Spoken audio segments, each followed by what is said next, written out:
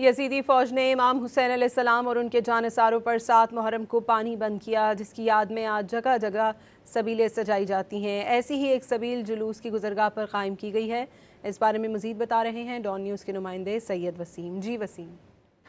جی بالکل، آج 8 محرم الحرام کو جو مرکزی جلوس کے راستے ہیں وہاں پر سبیل امام حسین علیہ السلام کا اہتمام کیا گیا ہے، کیونکہ حدیث نبوی بھی ہے کہ گرم کلیجوں کو ٹھنڈا کرنا ثواب کی مانند ہے، اور اسی ثواب کو حاصل کرنے کے لیے عزاداران امام حسین کی بڑی تعداد جو ہے وہ سبیلوں پر عزاداران امام حسین اور جو راہگیر ہیں جو کہ سفر کر رہے ہوتے ہیں ان کو سبیلوں سے سیراب کیا جاتا ہے۔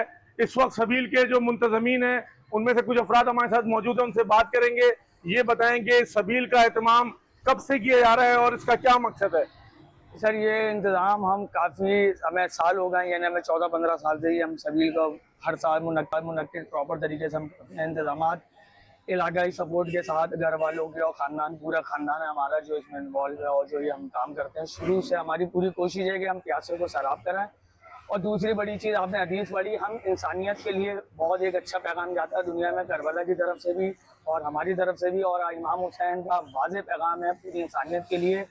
اور رسول اللہ کا جیسا کہ حدیث پڑھی کہ جس نے ایک انسان کی جان بچائی جس نے پوری انسانیت کی جان بچائی، تو ہم یہاں پہ پیاسوں کو سیراب کرتے ہیں تاکہ ہمیں اس یہ ثواب ملے اور امام حسین کی طرف سے ہم سرخرو ہوں امام حسین کی نظروں میں، اور ہمارے سارے بندے بگڑے کام اسی سبیل کے توسل سے پورے ہوتے ہیں۔ یہاں پر آپ نے بات سنی کہ جو لوگ ہیں وہ ان سبیلوں کا اہتمام اسی لیے کرتے ہیں تاکہ ان کو ثواب مل سکے۔